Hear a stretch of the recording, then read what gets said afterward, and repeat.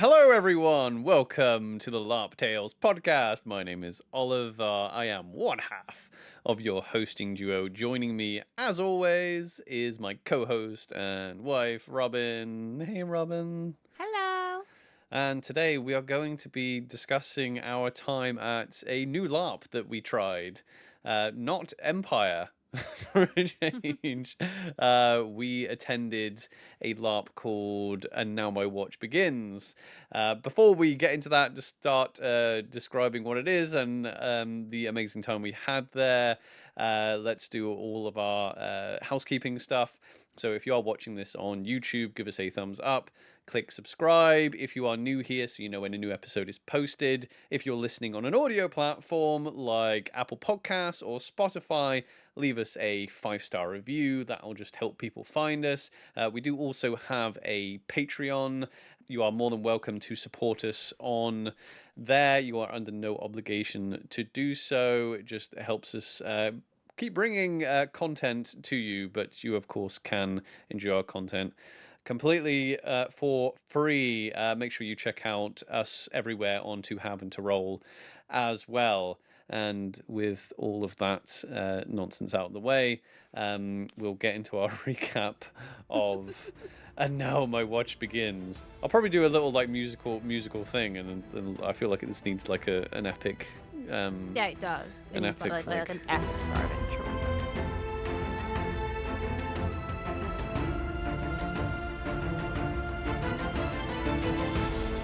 The game is called And Now My Watch Begins. It is set in the world of A Song in Ice and Fire by George R.R. Martin. It is.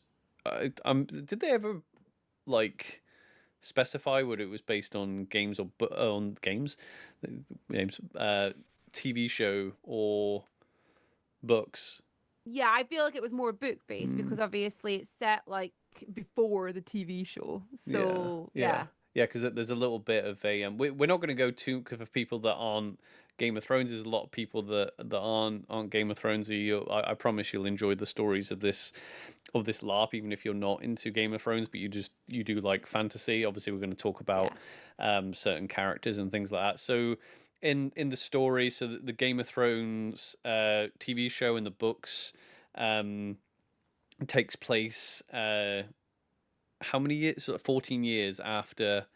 Yeah, so if we go by the books, Go by the books. then the TV show would the story takes place 14 years after Robert Baratheon's rebellion.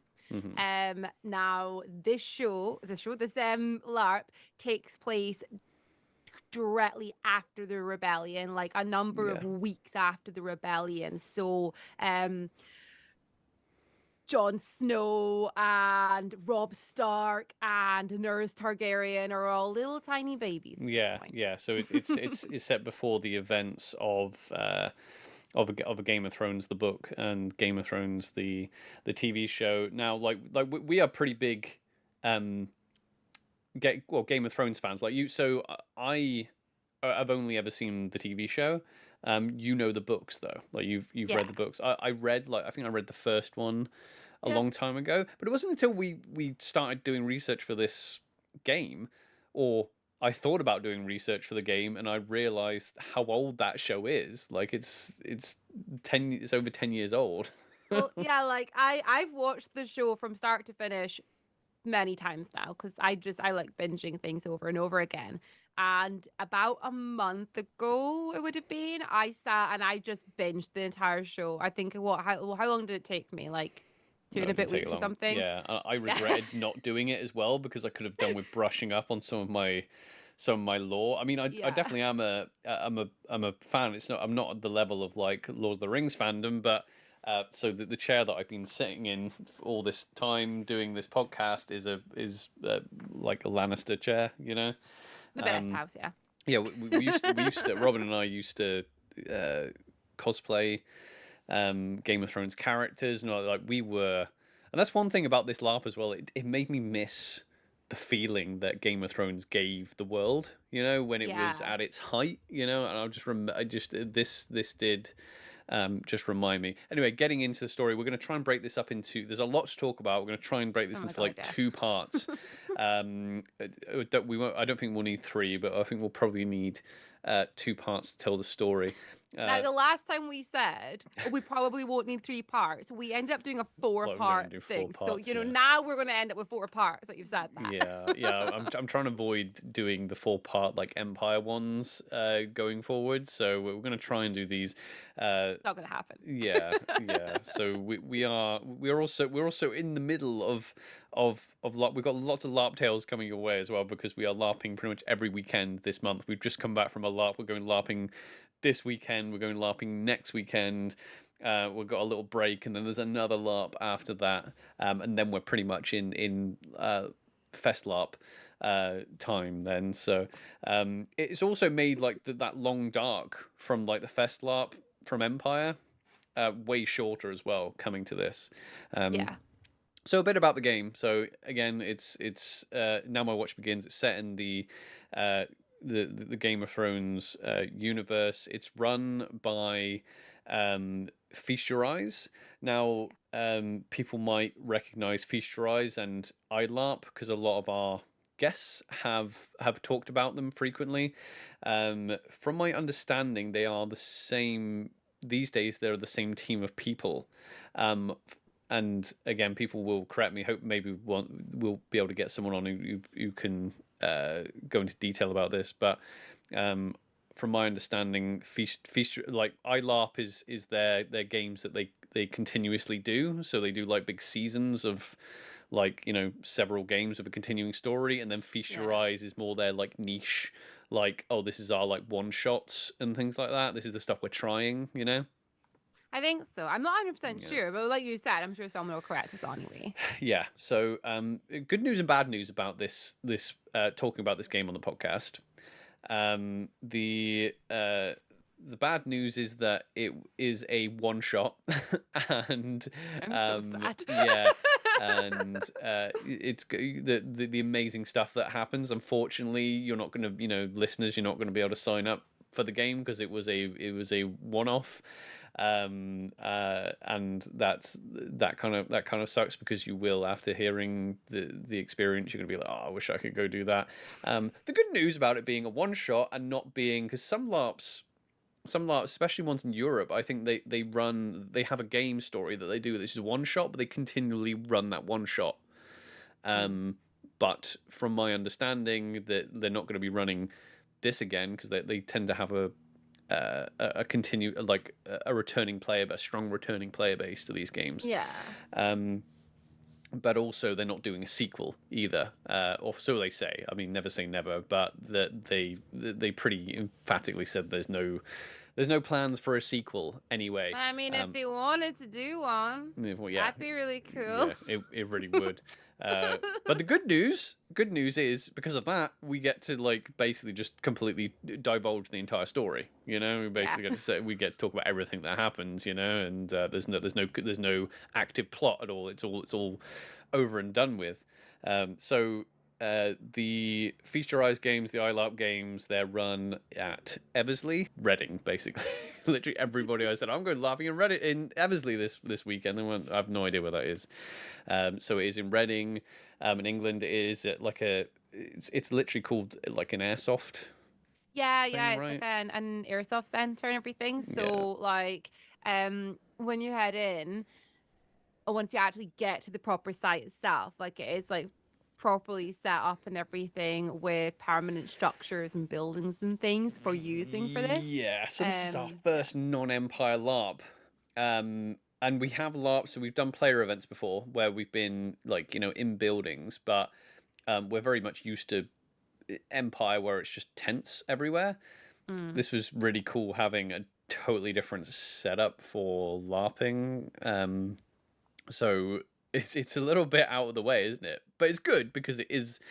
We didn't really have much general public just kind of wandering through the woods. Like, it's right in the middle of the woods, right next to like you're surrounded by like quarries and things like that. So it's well out of the way, and they, like you said, they have like a little like Wild West type village, and then they have like a Viking village, and they've got like acres and acres of woodland tracks as well. Um, so yeah, this was our first experience, and I think that there seems to be a lot of other LARP runners that run at that site. Yeah. Yeah, a while ago we had Georgia on, and her game that she's running in a couple of weeks is being held there as well. So a lot of people do. There's a lot of other game runners that run out of this site as well.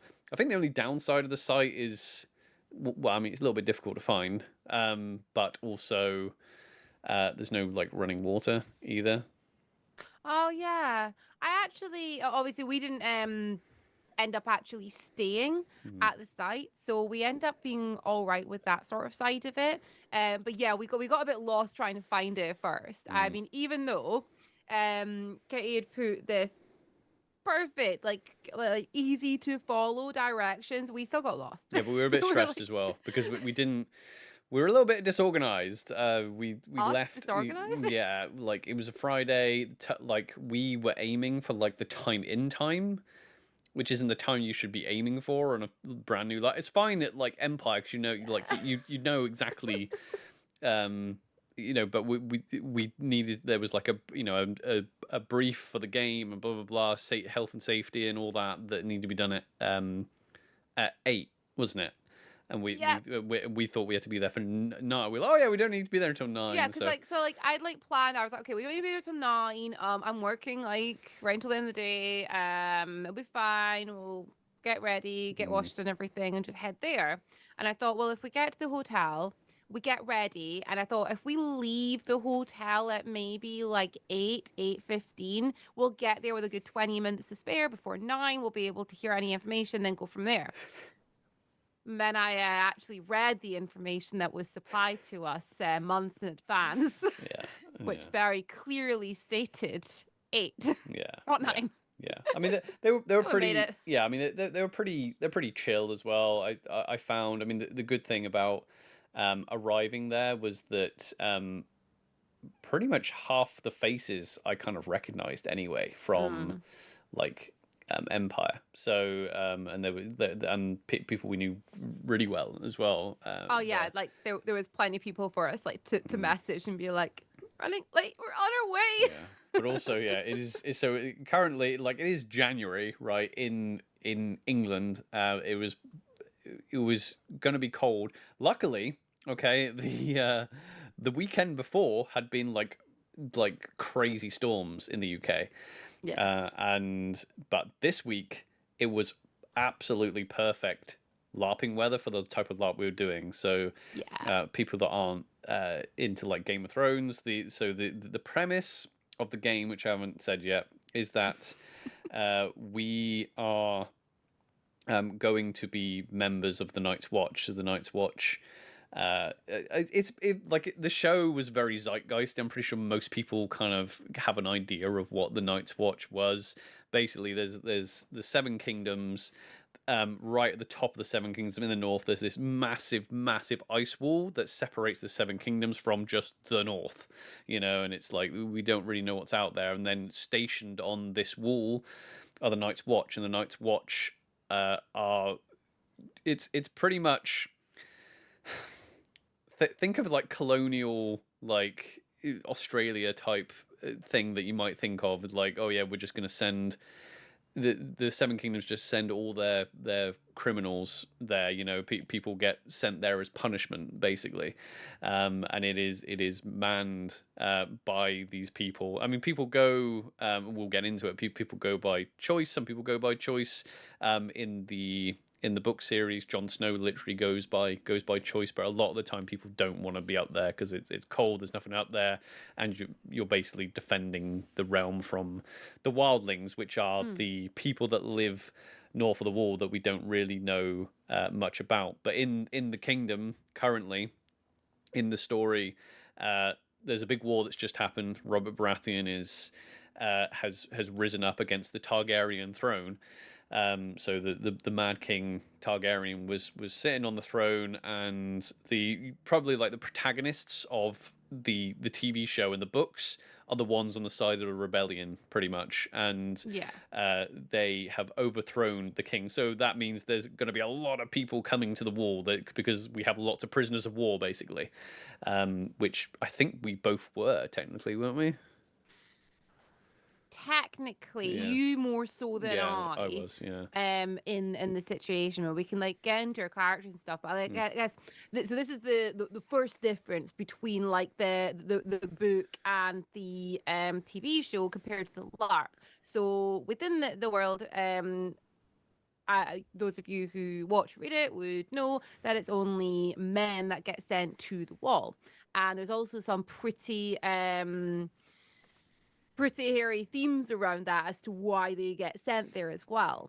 In the system, it was very clear, obviously, because I mean I went. So it's both mask, femme, and non-binary presenting characters were there on the wall, and there was a bit of role play around that topic and things, but it was completely accepted that obviously that was there, so that sexism was not a mechanic built into this part of the game, which was my first question actually when you were like, oh, there's a Night's Watch one. I kind of thought, oh, how do we get around that part? So that's the first bit that they changed to make it, just accessible for everyone, obviously. Yeah, yeah, Um, and then yeah, obviously the other big one, the story of the books and the TV show. In that world, there is a big theme of unconsensual sex, yeah, which they made very. This game runners were like, no, that is not going to be a part of our game here or any game. But because it's a rough story as well, yeah, and it running is. it similar in a similar vein to like what people are used to in UK LARPs currently. Um, I mean, you'll see as we start telling the story. Like I think they did a pretty good job because it couldn't have been easy to try and write in that world. When it is a very brutal. It's fantasy realism. It is. Yeah, especially when if you're like a big fan of it, I think it's so easy in role play to slip Hmm, into like, especially if you are like mirroring your character after a specific character in the show. It can be quite easy to slip into that sort of thing. So at first I thought that might be a tricky one, but honestly, as a weekend went, it wasn't like it didn't yeah. become an issue at all, and no, it It's was obviously as well like 'cause sometimes that's the thing with LARP, right? It's like anything. The first one you go to is going to set a standard, not yeah. the standard, but it's going to set a standard in your head because you're going to compare everything. Like if you play, if your first ever D&D edition was second edition, every other TTRPG you play after that, you are going to like compare it to that. If Mhm. you read, a pop science book, and you haven't read a foundation science book, you're going to compare, everything else to that. Like you need like a good foundation. I think Empire's a pretty good foundation. Um, the way they run their games, I quite like it. But yeah, it was interesting.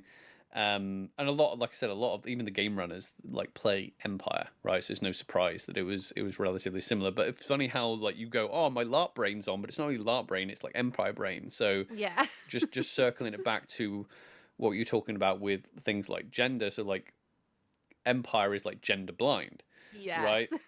But this wasn't, there wasn't themes of sexism in this, but obviously it's not that, it's not gender blind. So people, you still talked about people being sent to the wall because of gay relationships and things like that within their family Yes. unit. And there's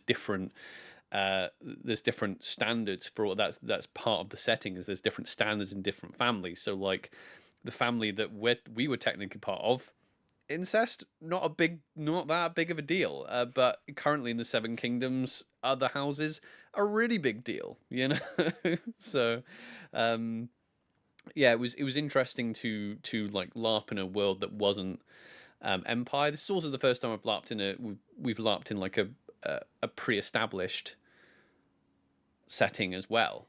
Yeah, it's a good point actually. Yeah. Mm, I mean, what I found interesting as well with this game, so to get into it, we were all given these pre-written characters, as you, I guess how I would describe them, sort of like these like No, they are pre-written pre-written characters. Yeah, characters. Yeah. yeah, they were pre-written. Yeah, And the pre-written characters had like a ridiculous amount of detail into them.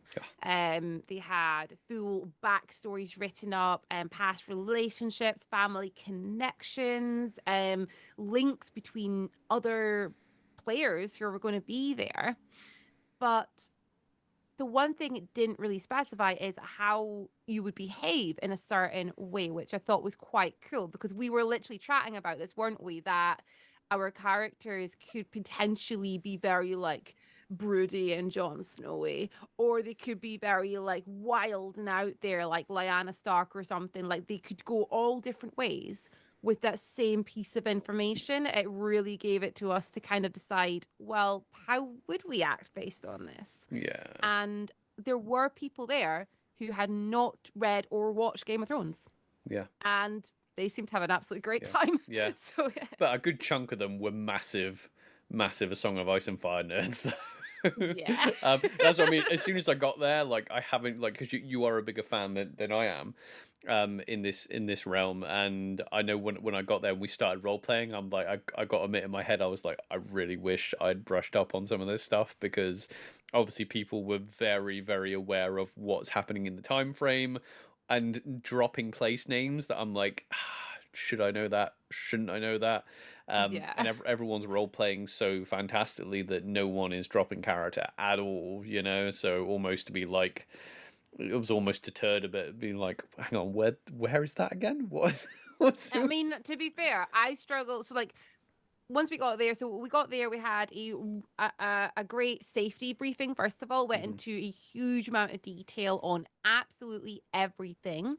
They then went into a game brief detail, and went through all of that and everything. And then we kind of split off, got ready, and once the crew had their briefings, we were ready to start. mhm, Um, I struggled in, I would say, the first like 40 minutes or so. mhm. And I think it was because, so I was in a group, didn't really know many people who were there in this group. And I was like so scared to role play because I was worried in case I'd forgotten details about my character. Yeah. So And I was like scared to role play. And I was like, oh, okay, right. How do I do this? And uh, eventually I kind of managed to do like a little bit, but that initial little bit, I was very much like, okay, how do I do this? And I was in a different group from you for reasons. And at that point, our group we were basically doing quite a long sort of walk. We actually emulated us walking to the yeah, wall, and we went for like a 20-minute walk off site and around different places to emulate us coming in. And we had all our conversations there. yeah. What were you doing at this point? Do you want to go through the characters first? Do you want to introduce the character? Yeah. Yeah, Okay. Yeah. Yeah. let's Yeah. go through because I want to circle back to the pre-written character thing because that's Mhm. so this apparently I think was brand new to the game runners as well. Yeah, I think they Um, did say that this is the first time. I don't know if it's brand new to all of them, but this is the first time that they have done this here as like as a feast dry sort of thing. yeah, so because usually it's like you make your own character. Here's the rules. So this was a um, so yeah, we got given characters, like we got given their names and their background, as Robin said, which I agree with. Yeah, my character was like it gave you good scope to be like right, you can play them, you kind of play them kind of however you wanted, but there was lots of tidbits in that, and I think it was really just to spark role play, especially in that Mm. first instance. So I'll go first. So my character, so we didn't know each other's backstories until the weekend because we were just even though we live in the same house and we pretty much had the backstory sent to the same email, we didn't read each other's. We had an idea of what we were playing, right? So I played a character called Florian Valerian. So Mhm. the Valerians are like blood relatives, cousins of the Targaryens.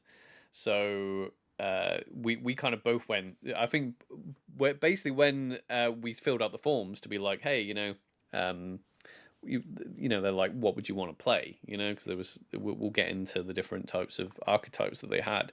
I didn't care what I was playing. I was like, oh, whatever, I'll fill any role. I think a few people went, I want to be from, you know, I would love to be from this area. I would like to be from this noble house. I would like to be, you know, from this part of the world or what have you, or this nation, or, you know, this kingdom. I just went, well, you know, like I've got silver hair, so, Yeah. you know, if I have Valerian blood, maybe that would be quite cool, because I'll definitely have silver hair by the time we do the LARP. So I was a Valerian. So my backstory was that, in fact, we'll probably just put the backstories in the description so people can have a look at Yeah. them. So my No, back. no, because I never see how much I all the way throughout that. You can't show them the real truth around it. Yeah. No. So my so obviously being Valerian, being related to the Targaryens, we were on the Targaryen side of the war, so we'd lost the war basically. Mm. So that had even so in world, people with like my coloring, you know, like the blue or purple eyes and the silver hair, were literally just getting killed for their looks because the possible Targaryen connection.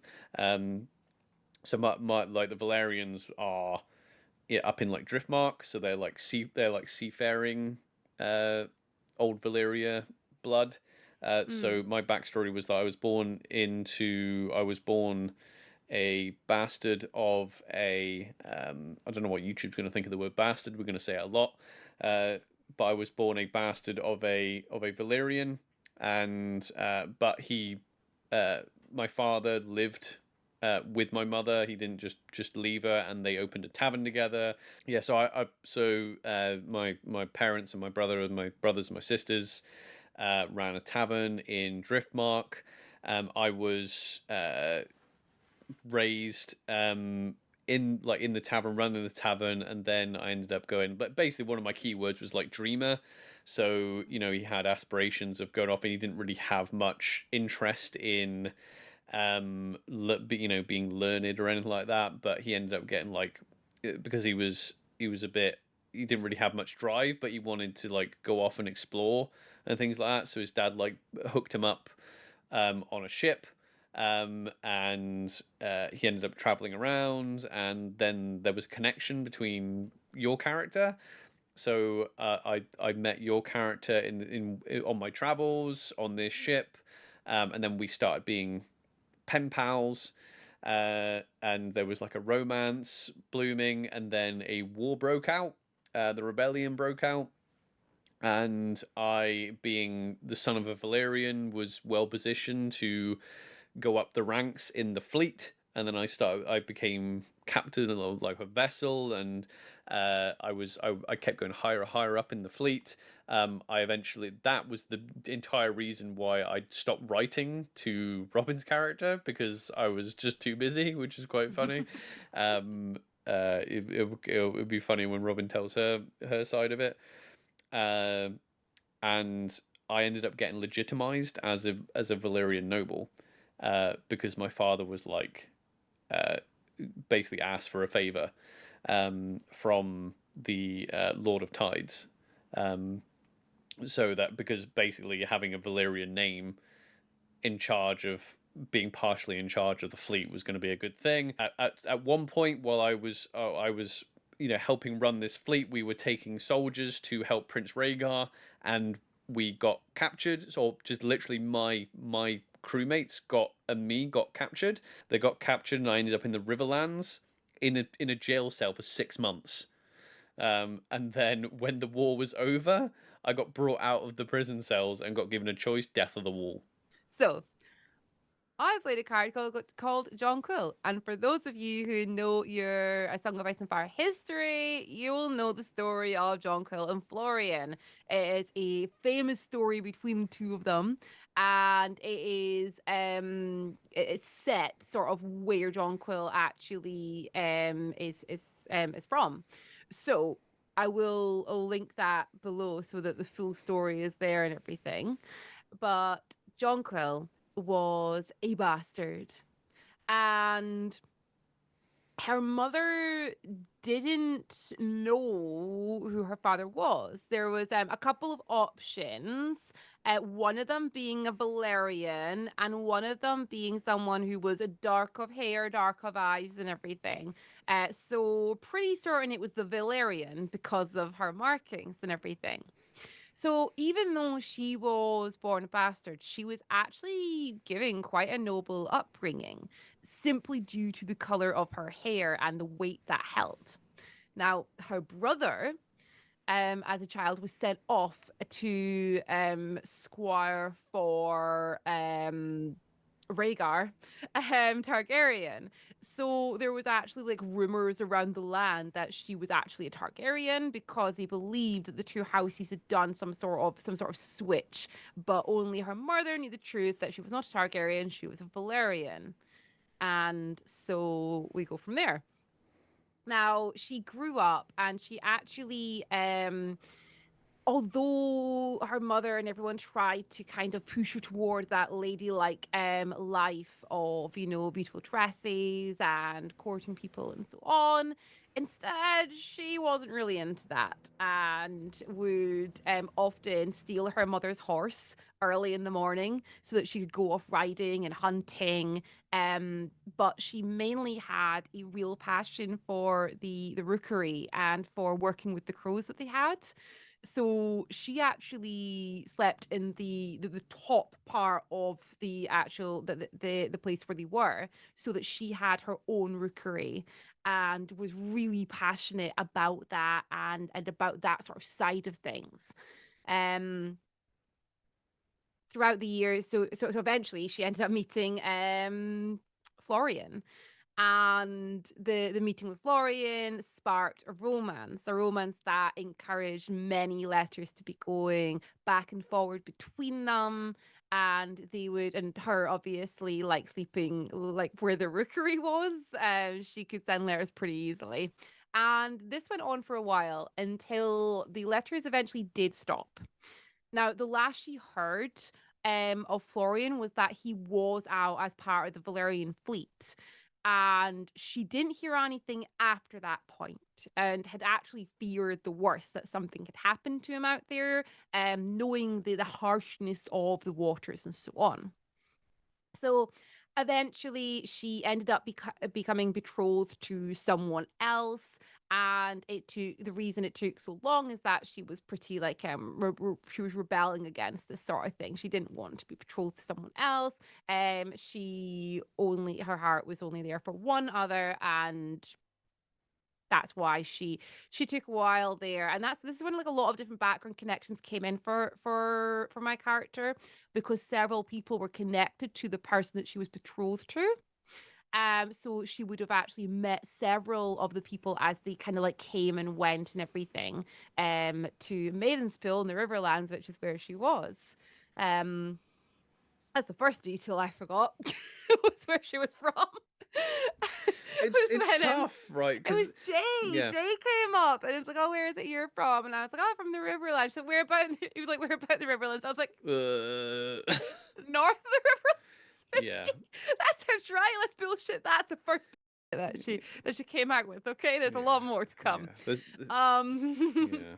So yeah, then of course, as the rebellion started, keeping in mind the side that she was on, her family and everything, she was very much on the side of the Targaryens, and the Lannisters. She had a lot of connections to the Lannisters, so she was on the side of the Targaryens and the Lannisters, knowing that her brother was out there fighting, her father, everyone, there was a lot going on, and she had all these quite close connections. Obviously, that all went bad. Rhaegar died. Her brother probably died. She's pretty sure her dad died. They're all gone.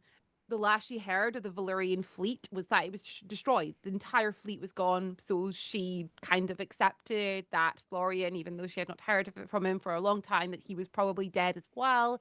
And I believe it was actually her grandmother that got her out of where she was by covering her hair up with like some fabric, and they went off and escaped from there. And this is when Jonquil had to kind of make her decisions. So this is the next bit of bullshit I came out with because I couldn't remember this at all.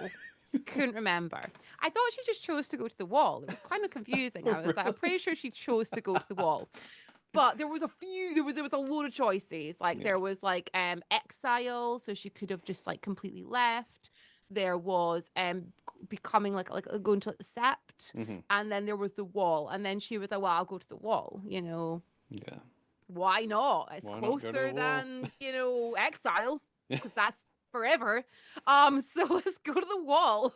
Yeah. And yeah, and then she ended up making that journey off to the wall. And on the road, she ended up traveling with many people. She traveled with, you know, like a Lannister, which she wasn't very happy with after everything just happened Yeah, there. because you just said the Lannisters fought on the side of the Targaryens. They double crossed, didn't they? Right. Yes. So the So Lannisters, but the a big Lannisters powerful were family. So sorry, you go yeah. ahead. Yeah, you're probably Yeah, better than the me. Lannisters fought on the side of the Targaryens. They were tasked with protecting King's Landing, and they were also tasked with protecting the king as well, as the Hand of the King was a Lannister. So they were tasked with protecting everything there. Now, what the and along with that, this is where Dorne comes into it, because Dorne came in under the protection of the Lannisters, fighting alongside them when they turned at the last minute, and that's when they ended up killing The princesses and things the like that. beautiful Yeah. princess Yeah. of Dawn, Elia, her children, it just went. Yeah. And of course, Jaime Lannister, the Kingslayer, now known as the Kingslayer, killed the Mad King. Yeah. And so traveling on the road alongside a Lannister was a little bit tricky. But also she had somebody there from Bear Island, and they very much supported Robert Baratheon. And this was when the fun started, because whenever Jonquil referred to him, she would just refer to him as the usurper. The usurper. Yeah. She was the usurper, and that was that. And this is where the roleplay started. But yeah. Yeah, so yeah, like you said, we basically thing is I couldn't, because people were going right where you're from, and it was like where you were picked up from. I was actually picked up in the Riverlands, but I ended up just going. You were like next to me for 6 months apparently. Apparently, like, what the fuck? yeah. So, yeah, I screwed up a little bit there because I ended up going with the people that were picked up from the Crownland. So I ended up getting picked up with like. Thing is, it didn't make any difference. Like I could have been picked up at any point. So For our characters, if you had traveled with us, it wouldn't have had the same effect. no, it wouldn't. And I think we should have been in two separate groups anyway, because that's what was just so cool about it. Yeah. So I mentioned that like the weather before, like the weather was just perfect for that. So it was in the daytime. It was mild enough, for January. It was a little bit. It was nippy enough that you could comfortably wear quite a few layers, and basically everyone at all the Night's Watch. They all wear black, right? That they are known as by the wildlings as crows, because they wear all black, and it's usually like big thick gambeson. So like kit for this one, so that they have a cool kit. To be honest, I think because I kind of was quite confident with kit, I didn't really look too much into it. But for new people coming to this type of the game that these people run, on their website. By the way, Empire. I love you very much, but the EYELarp website is so good. When we know the kit and everything, they had this perfect breakdown, which kind of catered to everyone's sort of ways of absorbing information. They had everything written down. They had links to different sort of things, but then they also had just a really straightforward photo by photo of base slayers, next slayers. Then you can do this, then you can do that, and I was just like, perfect. Yeah. So we lucked out as well, because I already had all my kit. I bought one shirt. That was literally all I bought for this event. What did I buy? I bought You got the fur, which was I bought the fur. Expense, yeah. And I bought the cloak, but for my Empire character, I needed a cloak anyway. Yeah. So I bought a cloak and I bought a fur.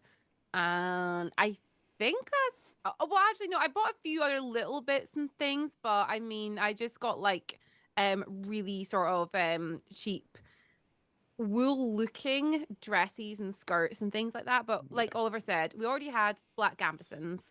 We already had black boots, Black boots, black black trousers, black leather, black gloves. Yeah. trousers. Oh, But yeah. yeah, we had everything. Basically, I just took all the red and gold off my Dornish kit. Mm. Which, by the way, you mentioned the Kingdom of Dawn in A Song of Ice and Fire.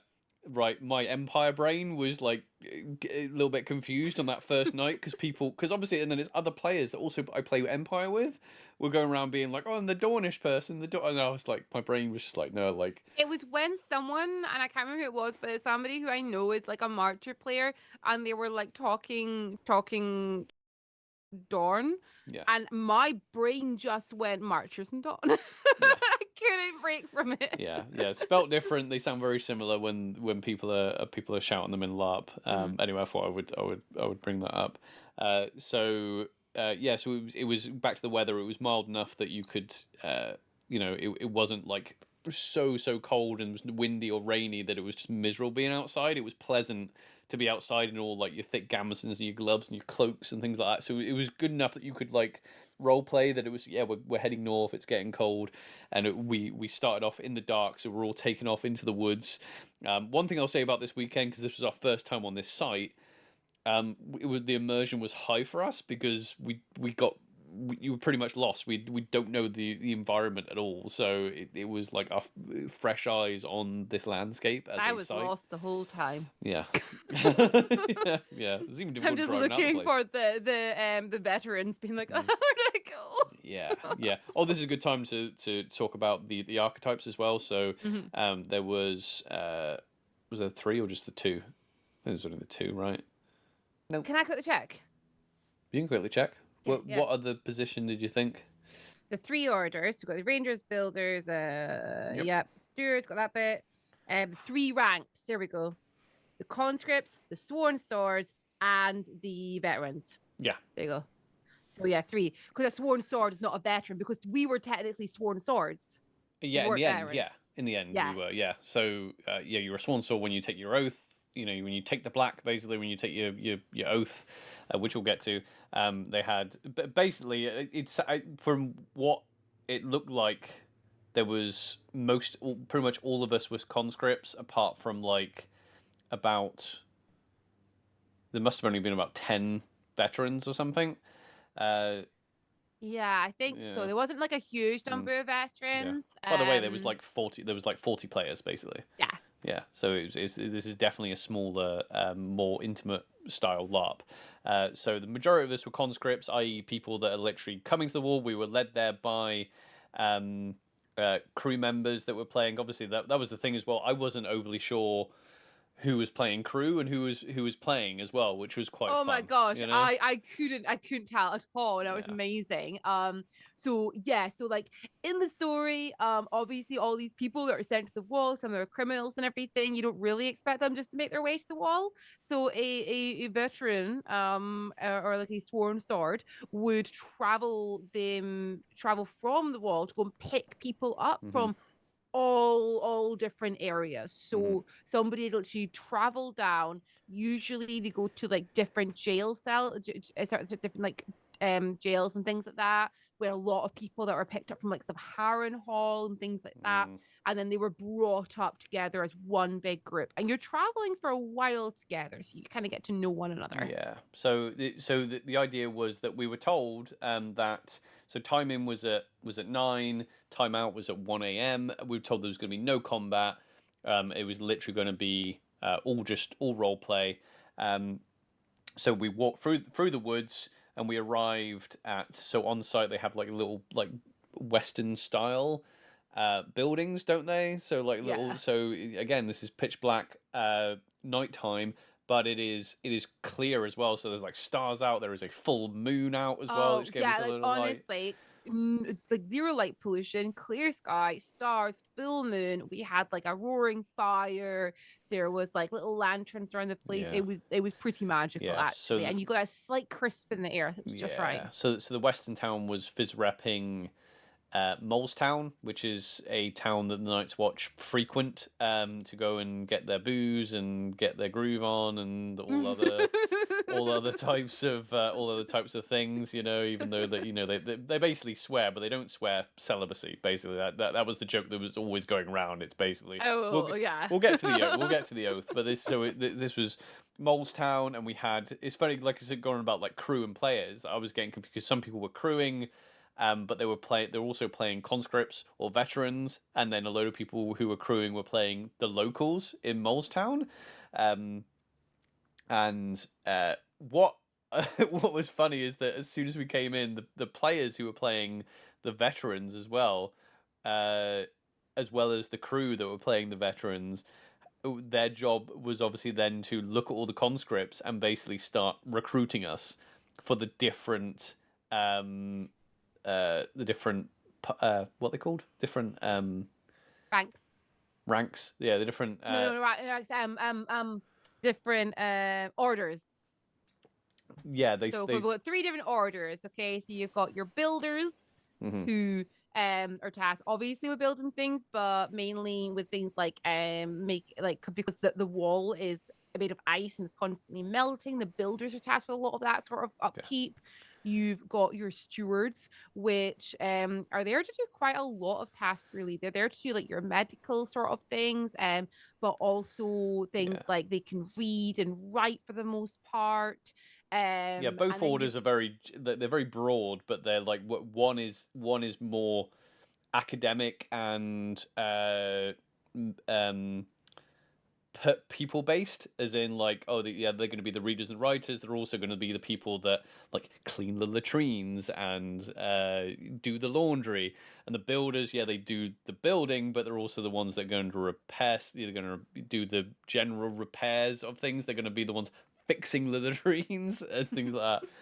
And then your third one is the rangers. And your rangers, their main task is to go beyond the wall. Their main task is to carry out all those sort of things. If people need to go beyond the wall for any reason, the rangers tend to go. They tend to kind of know the land a bit and have those connections around outside the wall as well. Yeah, they're the they cool also ones. tend to do most of the recruiting as well, don't they? Like, yeah, I mean, I'm assuming they would be sending rangers, but the thing is, it's supposed to be all one big thing, and so in roleplay, obviously people are, and I don't know, like most people were getting like the people who were playing the veteran builders were going hard on their pitches. The builders' pitches were spot on, because I'm assuming that.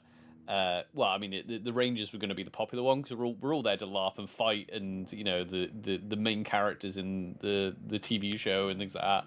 Jon Snow becomes a ranger and things like that. Everyone wants to be a ranger because you go out and you adventure and you fight and things like that. I know he was a steward, but you know what I mean. He wanted, that was the idea. He wanted to be a ranger, and he was annoyed that he was a steward, because he wanted to be like, oh yeah, I'm going off and fighting and things like that, because that's what they do. But yeah, so the players and the crew that were the builders, I think it was all the, I don't know. I think most of the veteran builders were actually players, actually. But their pitch was really strong, and I think I had a lot of people getting strong pitch from the stewards as well.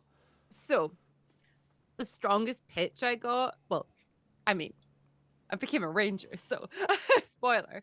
But the builder's pitch was just beautiful. One of them came up, and he gave just this incredible pitch that I was like, I want to be a builder just so I can carry on chatting to you, because this is just like, this is great. You're convincing me. Yeah. And what was more so is the fact that when he left, he was like, the Rangers will be after you. The Stuarts will probably be after you as well. But out of the two of them, I'd say go for the Rangers. Much better. And he gave me all this like information, which made me be like, now I trust you.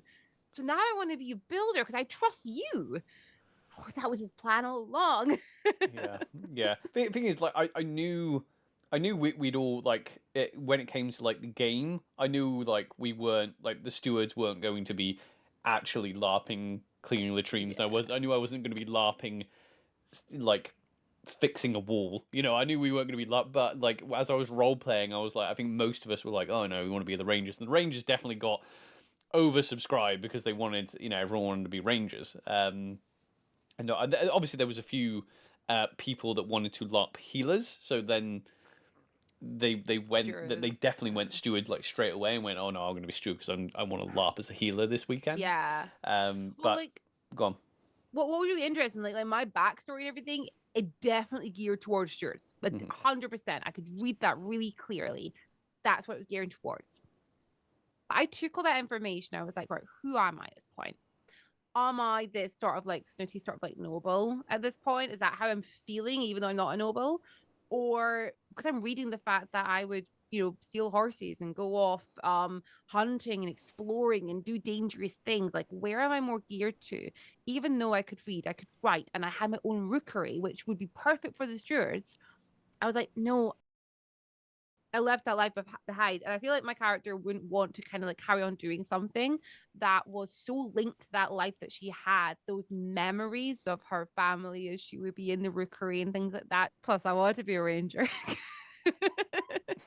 Yeah, so I knew that the Rangers were going to be way oversubscribed. I honestly couldn't. I didn't really care too much. I was like, oh yeah, you know, it makes sense that Florian would want to join Jonquil out being a ranger. But to be honest, like obviously at first we came in completely different parts, didn't we? And we were role playing in Molestown for quite a while before we actually interacted. So I was like, I don't think I actually like out of character spotted you for quite a while, to be honest. You know, we were milling about, and I kind of knew that you were like on the other side. So I was like, you know what, I'm just gonna go roleplay over here. Now my roleplay for my character, I could have gone a lot of different ways with the character. I could have played him very like outgoing. Could have played him very kind of nasty. I could have. It gave me a lot of scope, really, the way that the backstory is written.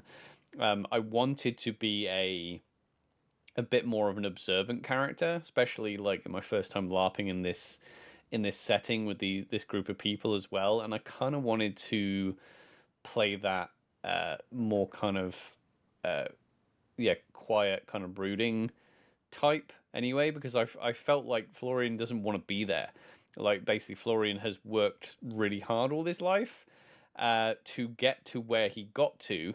You know, he was legitimized as a noble, and he was going places, and he was having a great life, and then suddenly this, you know. So I'm like, why would I be like, you know, there's no reason for me to be like, oh, happy, you know, cheery and chatting to people. So there was lots of my backstory and what I kind of had in my head that Florian thought about things, but I didn't say unless someone was pressing me. And to be honest, like no one really pressed me that much. There was a few people that I was kind of waiting for people to ask me the question twice almost. You know, like some people would come and be like, oh, hey, you know, what brought you here, or blah, blah, blah. And I'd be like, you know, I'd pick the wrong damn side, basically. And people didn't press me much more. Like I would have probably given opinions on like the rebellion and Robert and things like that if people were like poking at me, which I expected people to do more. But everyone was I was expecting a lot more drama on that first night. I was expecting a lot more. And there was definitely people like having fist fights. I got into a lot of drama that first night. Yeah, I was very much just like I was kind of brooding by the fire a lot of it, and I was getting backstories from people. Then they did a thing where they were doing a register as well, like to make sure everyone was there, and that was the moment where I saw it. Did you clock me from across the? Right. Okay. I had a lot before I clocked you there, like a lot. I know, but I'm just saying, did you clock me from like? At what point? Like when we actually met? No. When they read our names out, because obviously. Oh no. Yeah, because they said your name for whatever reason. They didn't say my name, but they said your name, and I was like staring you out, but I didn't know whether you noticed me or not. No. No, I Mm, didn't see you mm, because when he said my name, I almost expected something, and I was like, "Oh, maybe he didn't hear it or something." Because I didn't know where you were at all. I'd clocked you once or twice, but I wasn't actively looking for you because I was like, "You know what? If that happens, it'll happen." mhm, But no, I did not see you in that point. mm, So what did you do up until that point? Um, so when like I'd like first come into it, so I would when we were traveling in, I was traveling in with someone from Bear Island, played by Maz, who we've had on before, and Maz was awesome with this because I was very much like my role play, like when we were like asked what like why you came to all and everything. Obviously like I did hear that a bit, like the whole I fought on the wrong side and things like that. I was just like, I refuse to bend the knee to that usurper. And I literally led with that each time. I was going for it. I was Mm, like, bring it. And Mas is playing someone from Bear Island who had volunteered to come here and fully backed Robert Baratheon. And we just hit against each other at that first bit. And it was quite interesting coming into it like that, which this is relevant for this whole relationship that builds on that. mm, But yeah, we were very much like, okay. Um, and then when I first came into it, I was a little bit like, I must have looked a wee bit lost, kind of wandering around because I was like, okay, I know people, but I don't know people. So I know people out of character. I don't know them here. yeah, And I was a little bit like, okay, what do I do?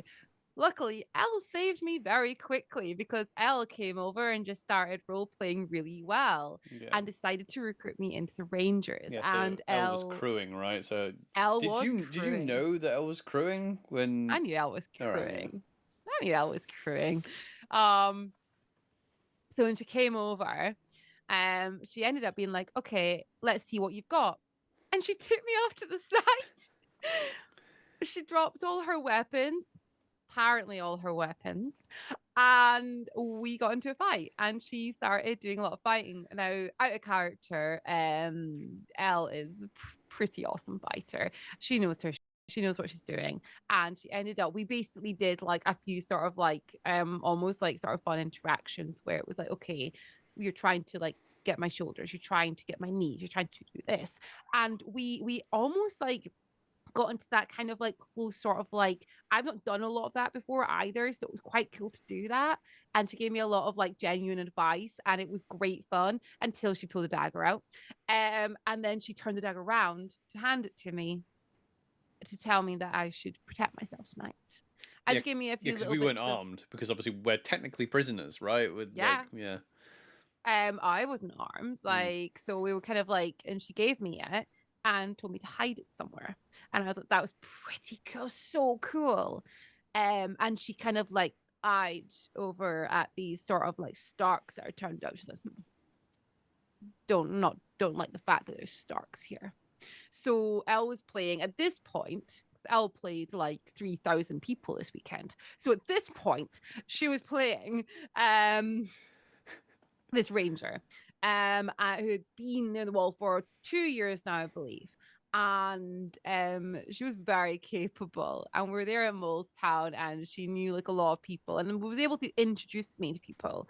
And we were able to form this sort of a relationship at this early stage, which was good because I really needed that to be able to have the confidence to kind of go out and start role playing, to be fair. I didn't quite have the confidence at that point, and I needed that little bit of help. And she really did give that to me so that I then felt like, oh, I can role play with people now. And at that point, I hadn't decided what my character was going to act like either. So it gave me an idea of how my character was going to act.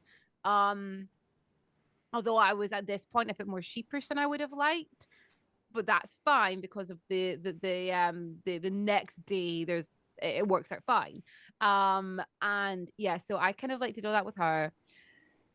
Then I ended up just like kind of absorbing different bits and chatting to quite a few people. I had the builders come up. I had some very strong pitches from them, and that was really fun and exciting. And we did all like the ranger chat and everything. I got introduced to all the different rangers and things, and was able to like really push my point. Yeah, so I didn't know what you were going to do. Like everyone had like connections in their backstories. Like even the NPCs had backstories for the characters they were playing, and everyone had like connections. And it was obviously set up that everyone had like tension as well in their connections. Yeah. So I actually expected more kind of people going crazy. I didn't know what you were gonna do. I thought you were gonna come up and like slap me or something like that. Because really, for me, like I was just gonna be sullen because I was like, oh no, she's here. What for one point, my character was obviously devastated that you were at the wall because Yeah. like how the hell did you end up here? But also, yeah, the last time we interacted, I didn't write you back. So, you know, it wasn't for me to like go off like be like, ah, what the hell? So I kind of expected So, you to come up and like slap me or something. well, if it had been earlier in the night, yes. But at this point, Jonquil had witnessed 3 different fistfights, and they looked ridiculous. And the last thing she'd said is she'd literally, well, like in her opinion, Mhm. like our character, yeah, it was brilliant. Like all the interactions and stuff there was just so cool.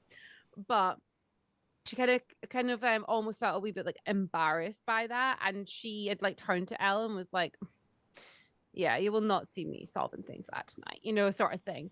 And because she'd already like made that statement and was quite like adamant about it, and she'd already seen Elle get into like a full-on fight with someone else who ended up being a crew member. You're amazing, by the way, crew member. I didn't get your name. Crew member with the white hair, absolutely amazing. That was so cool to watch, and that totally caught me off by surprise. Yeah, so at this point she'd heard many stories, she'd been there all night, even hours had passed, and then she saw you, and it was almost like this want to hit you, but at the same time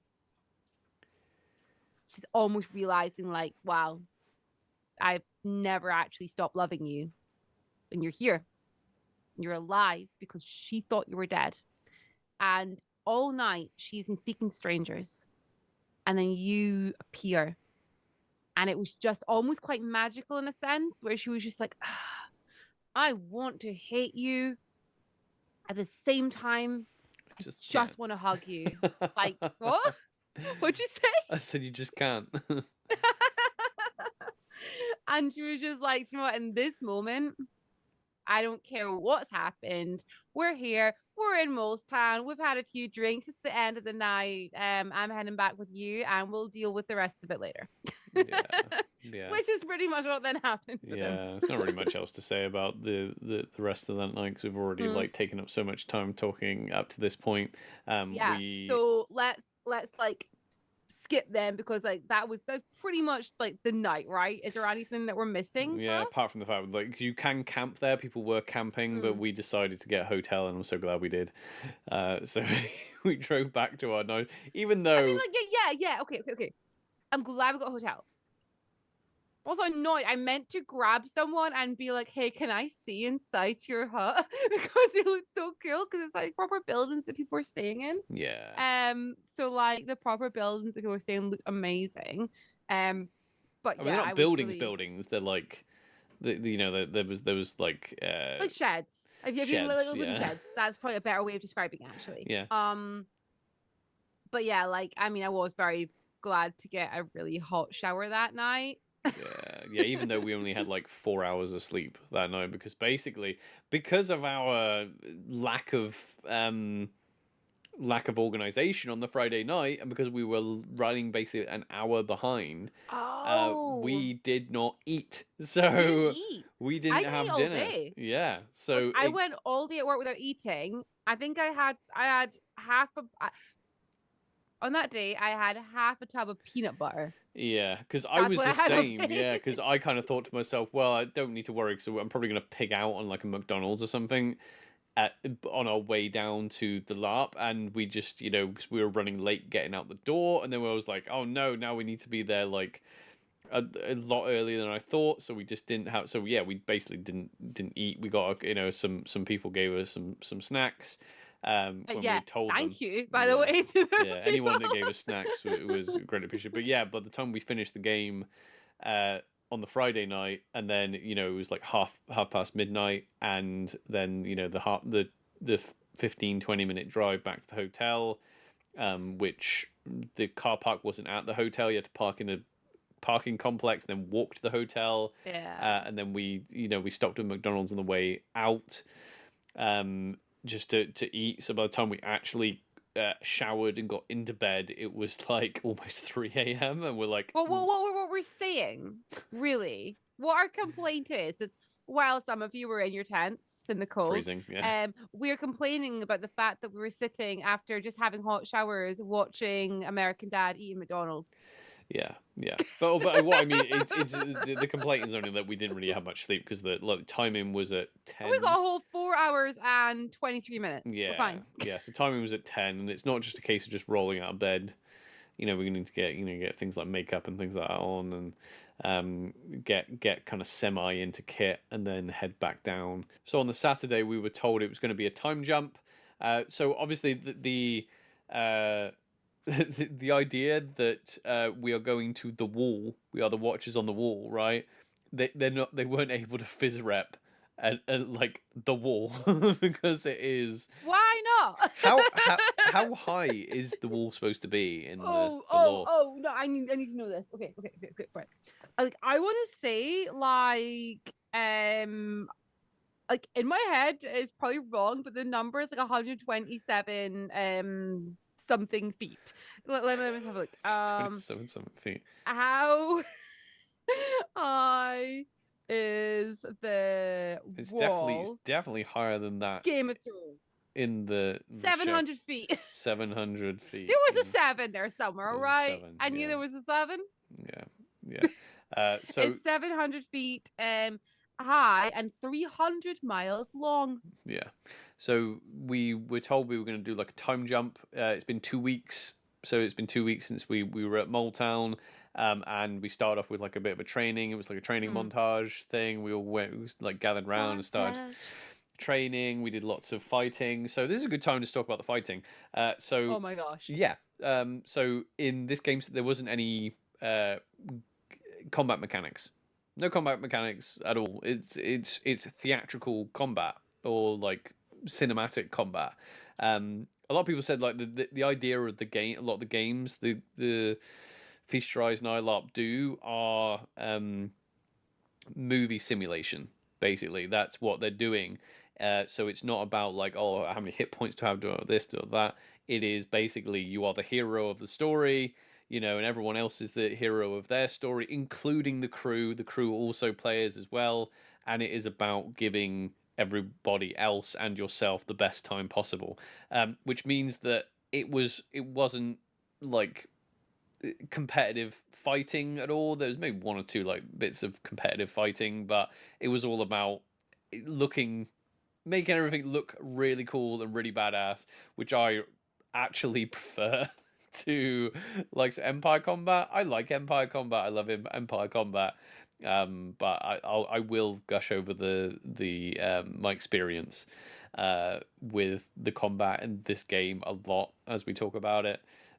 But yeah, we did a big old training montage, and then we were then sworn in as sworn swords of the Night's Watch. The idea being that we'd had our basic training, basically, and then we all got to go and take a knee and say the oath, the famous oath from the show and the books. Can I just say before we get to the oath, Mm. this is my first experience grappling. So I'd never done anything like this before, and I certainly hadn't ever done that kind of theatrical fight where you're clearly using the hilt of a sword to try and bash someone's jaw in and stuff like that. And like that was a lot of fun. But like I really loved like the grappling. So Elle and I did like a load of grappling and everything, and we got down on the ground. Our swords were gone, and we were just like beating each other up.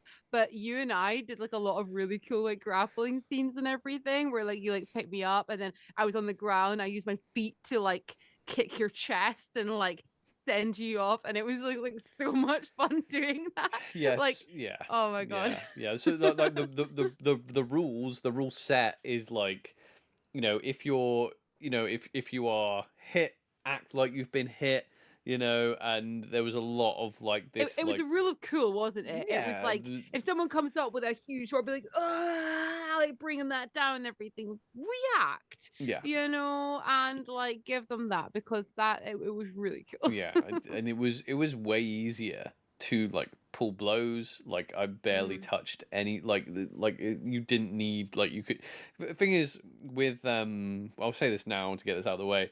With the combat system like Empire has, where you have hit points, yeah, it becomes a little bit of like a point scoring. It's like, we've talked about this loads. It's like karate or kickboxing, point fighting, or Muay Thai, where it's just like touch point, touch point.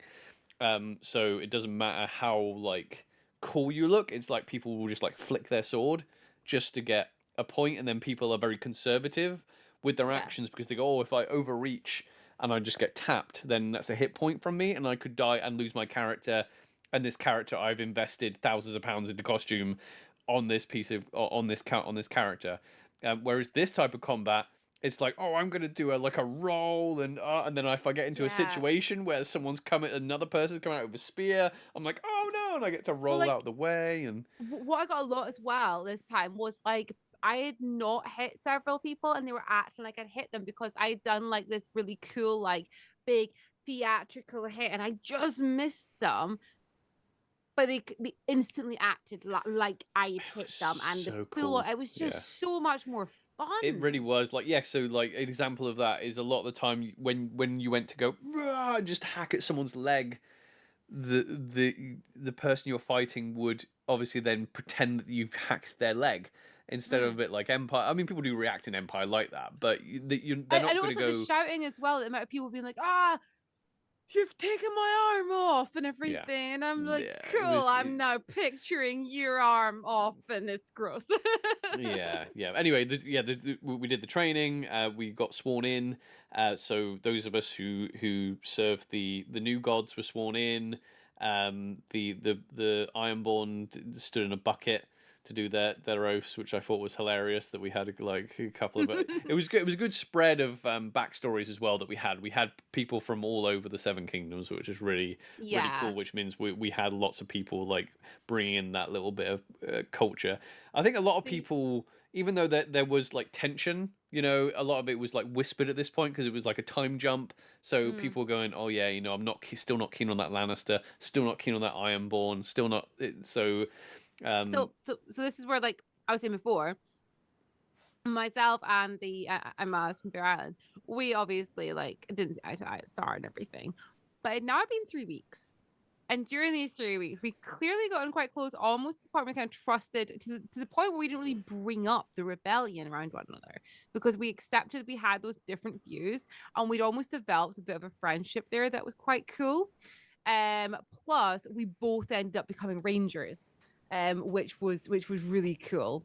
So obviously I became a ranger and you became a builder, yeah. But a basically, I mean, no, like, nothing against the builders. Like the people that were playing the veteran builders were such good role players. Oh my god, they were amazing. Really, like all four of them, all four of you.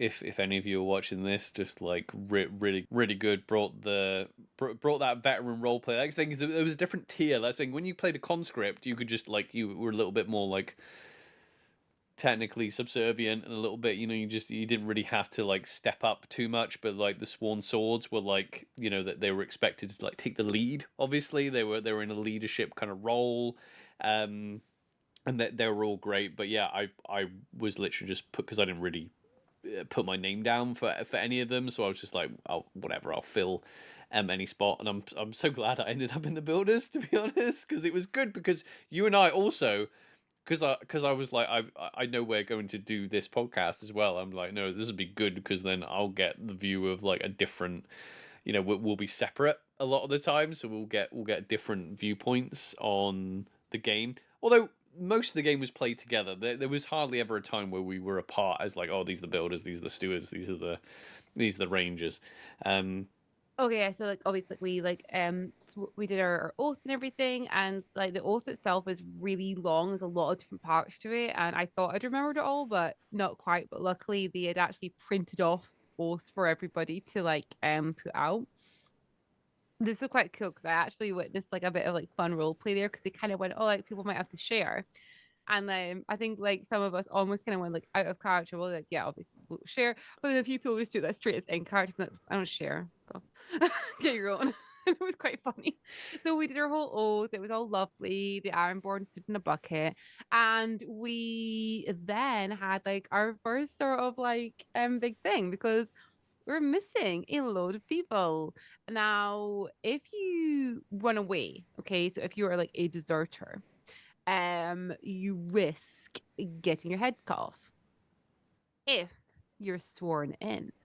So this is where the fine print comes into. So if you were like if you've already sworn your oath and you've sworn in and then you run off, you could risk getting executed. But if you've not sworn in yet, you know, it's a bit of leeway there. So we all split off into two big groups to hunt down all these people that had kind of gone missing. And our group, we were able to find people, and they were kind of like hiding out in the bushes and things. And we were able to find them, and they gave us a story and everything as to what happened, saying that they had gone off out to find someone else who had run off, and that one of them had been hit on the head and they were concussed. Now, unfortunately, the one who'd been concussed had sworn their oath the night before. Therefore, they were a sworn sword.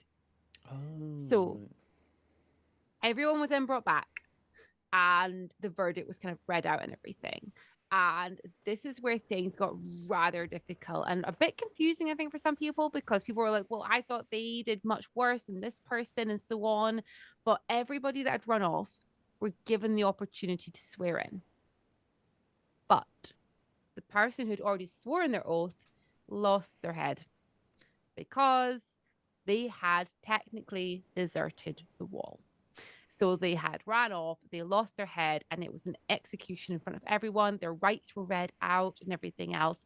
And it was almost like a bit of an example to everyone as to what was actually happening. And some people were like, yes, okay. Some people were like a bit confused, and other people were like, wow. So if I leave this post, I'm instantly going to be classed as a deserter.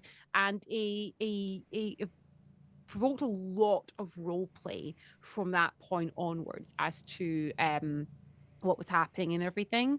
Yeah, so we like obviously did all that, and then it was time to head out properly. After that, was there anything else that happened there before I like go into no, the next no, bit? yeah, like, Oh, okay, yeah, our cool. people were like, I'm pretty sure our people were completely guilty, but it was completely uneventful, and I'm pretty sure your people were completely innocent, and they got a load of crap for it. So, Well, they swore. Well, the one person swore their oath, therefore.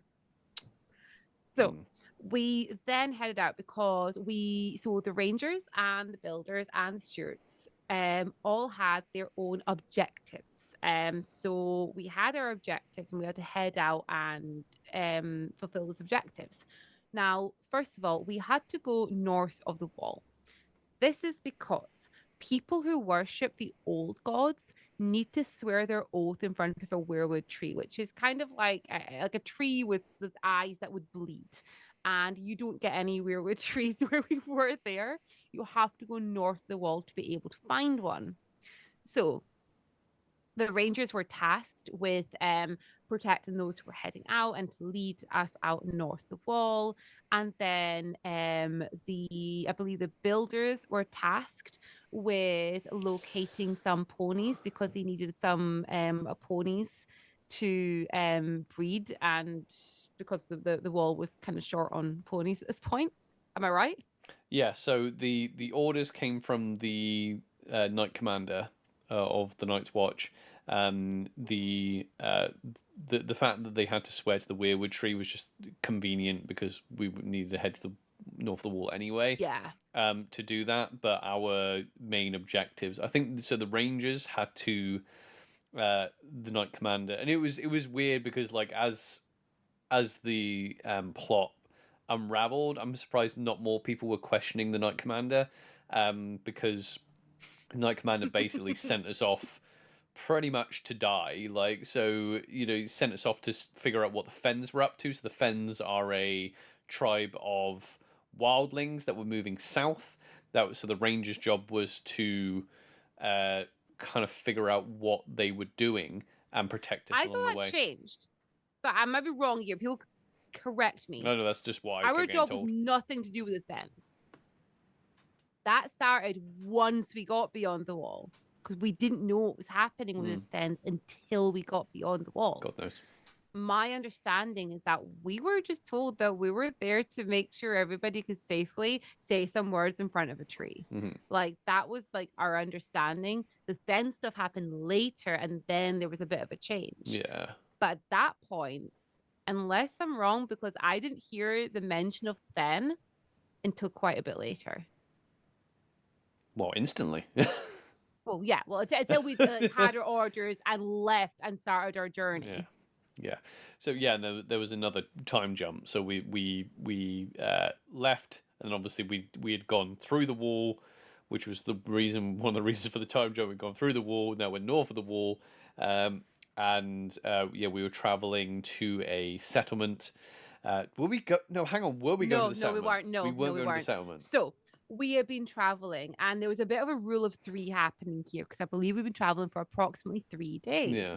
And yeah, so I think it's important to say OC, we are to rep this, we are like leaving and we are walking through like miles of woodland in a big loop, although it didn't feel like a loop, but because we were new to this site, it felt like we just walked miles, away from where we were going. So we were like on this massive and we had all the Night's Watch, all in our black kit, kind of good 40, 50 strong, walking through these woods, which is pretty cool. Yeah, I know, definitely. I mean, so we're heading out, and then the encounters kind of started. And so north of the wall, the people north of the wall are referred to as wildlings. And the wildlings are all in separate clans, and no two clans are alike, which is quite interesting, because coming from where we come, which is south of the wall, while a wildling is wildling. So this is the first bit of education, if you like, that comes into it, is the fact that there's all these different clans, and they're all very different. Now, the main ones that we end up fighting are the Thens.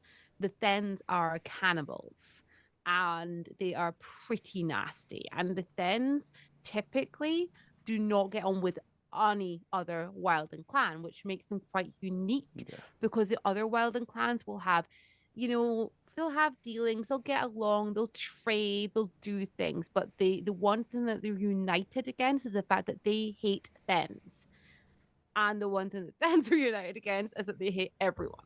And yeah, so we ended up fighting Thens. Now, our first interaction, we were fighting, we heard someone screaming for help. And I, in character, was like, probably just another wildling. I don't care about that. I'm not risking my life for that. Yeah, so this was like classic RPG encounter.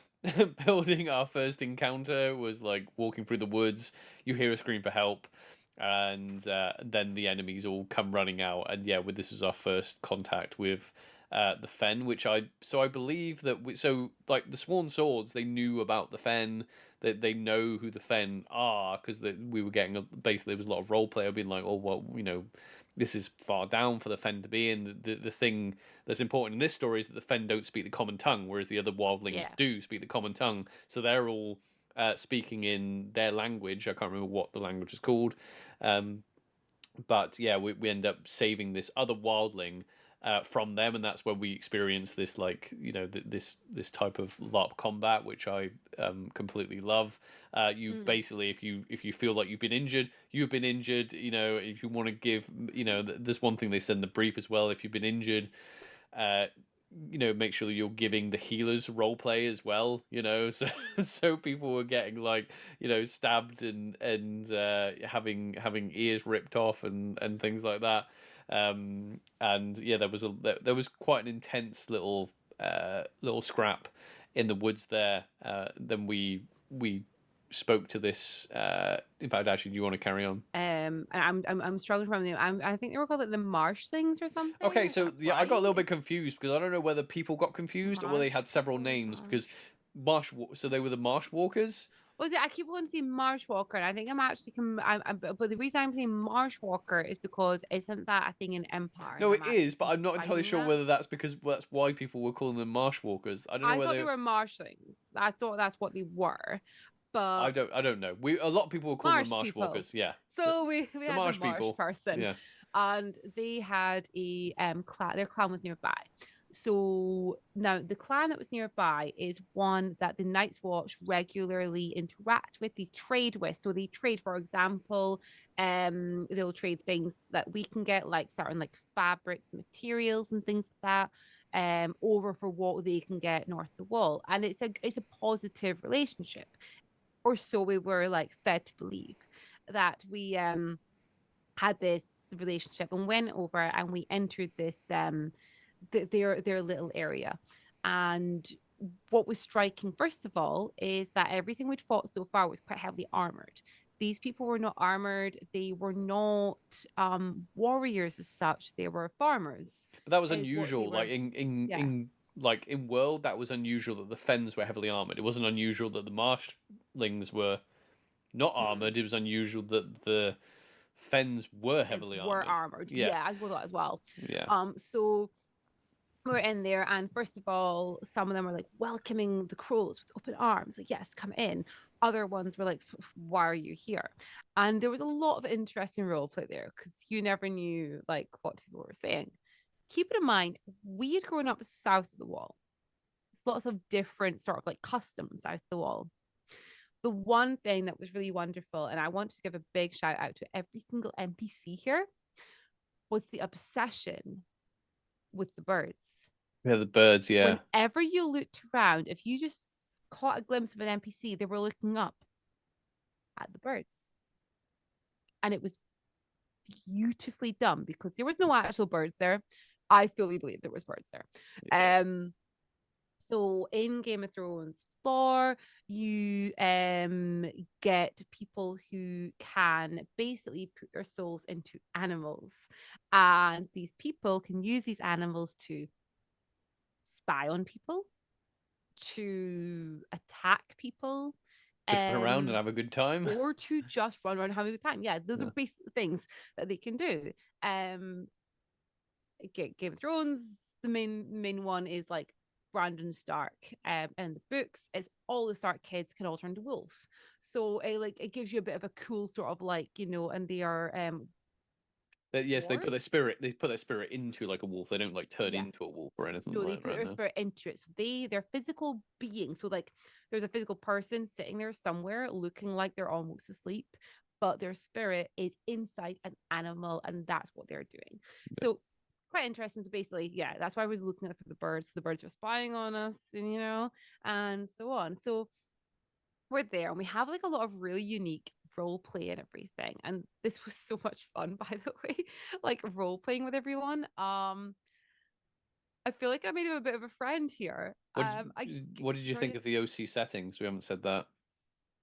Oh my god! Like I was fully immersed.